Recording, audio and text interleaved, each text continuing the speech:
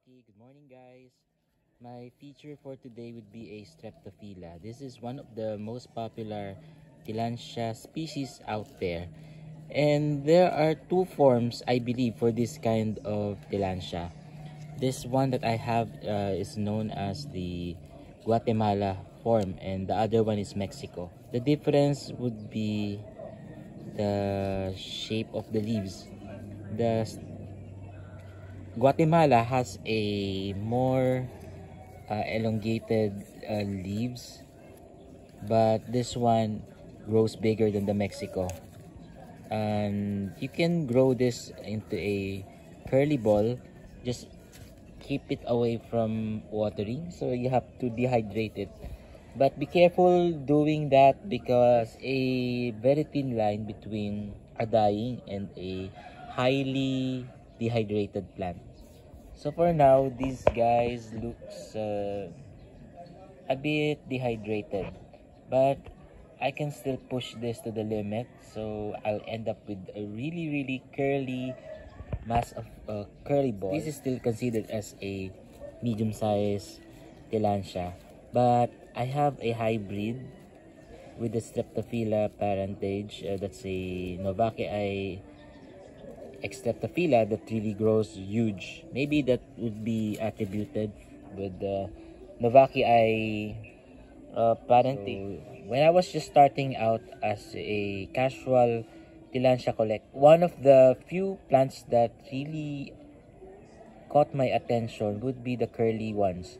And of course, Xerographica, for its size, its massive size, really got me. So I started collecting Xerographicas before, and right now I have a dozen of huge Xerographicas in my garden.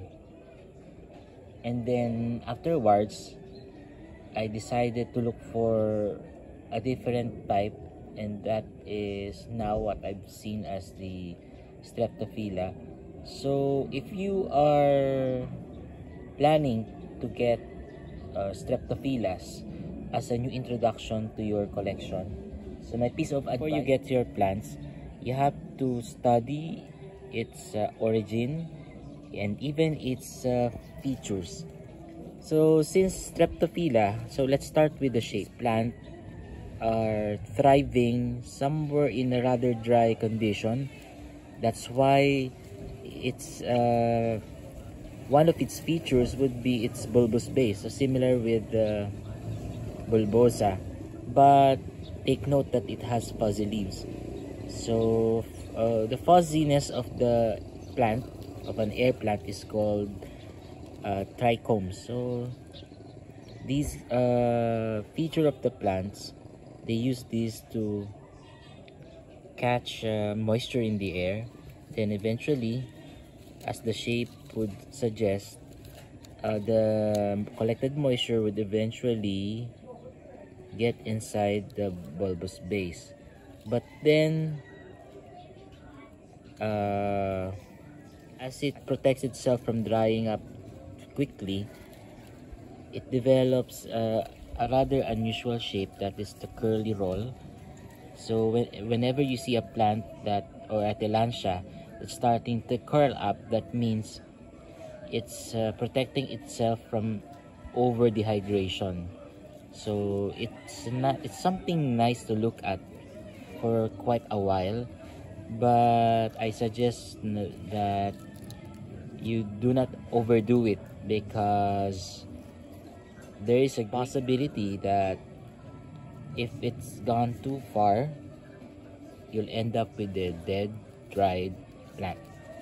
So always take things in the safe zone. So maybe for a week or two, you can enjoy seeing your plants on its a dehydrated form. But as for me right now, it's bare months, so the air is drier, but then it's also cooler. So even if I decided to keep them dry for longer, there is a less likelihood that they will end up as dried plants, because it's quite cool here in my place. But for your safety or the safety of the plants, I'd rather that you still keep them hydrated. Maybe the farthest would be on a weekly basis.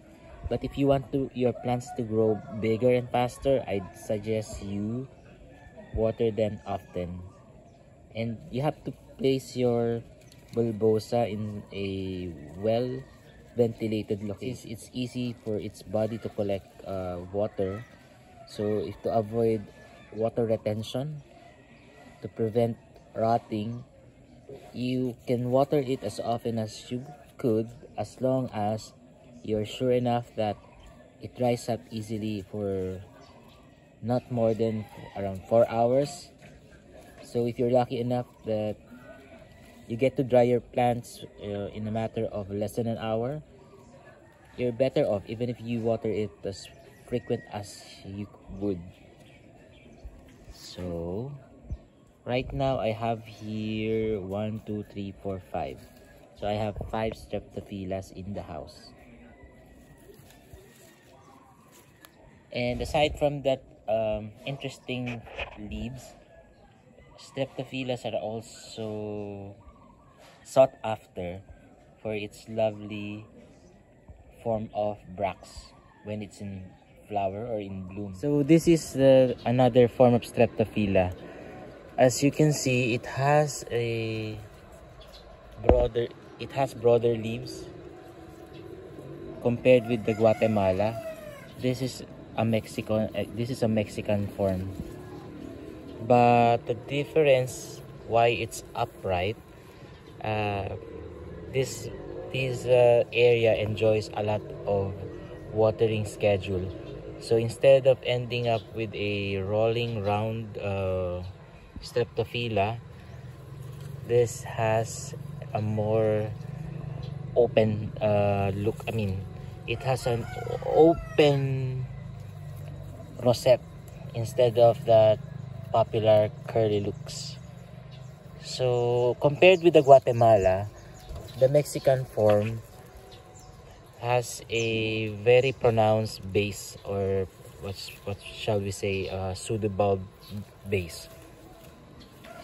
And together with its broad leaves, once this started to curl, so the thinner end of the leaves will curl back until such a time that you only get to see this area here, which would make you think that it's really a rosette.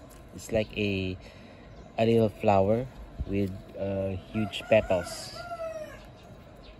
So this is the other form of Streptophylla, the Mexico, or the Mexican form.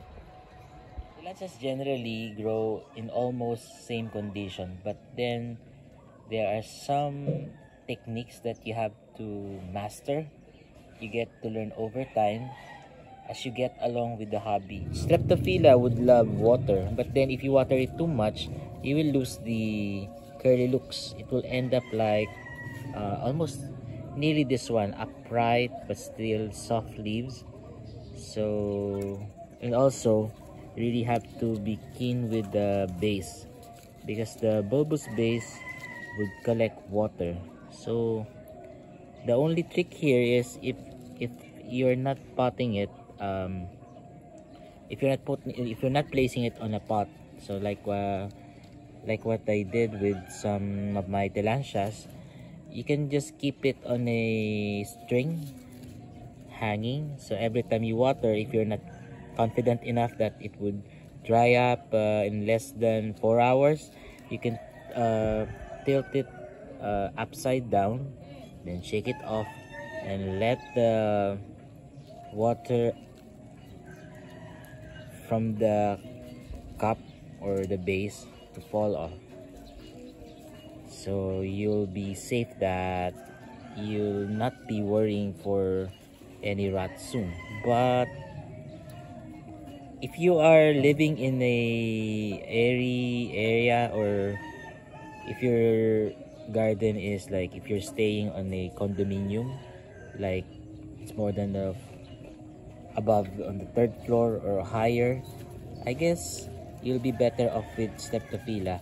Now with the, of course, it's not just about watering and air, it's also about the sun. So in my experience, Streptophylla love the sun, bright sun. But as usual, I never expose them under direct noontime sun, because even if these plants are fuzzy, still the leaves are thin and not as thick as the Xerographica. So sunburn is this is prone to sunburn if exposed under too much or intense sunlight. But right now, if you're planning to start with your Tillandsia collections, I guess the best season would be the Burr months, because this is the time of the year where you get a lot of sun, but you have the cool, you enjoy the cooler breeze. This is the best time to prepare them to acclimatize to your place in preparation for the coming summer season. So if you are trying to explore new avenues with your plantito and plantita hobby, so might as well try your new plants, especially with the Tillandsias, this Christmas season, because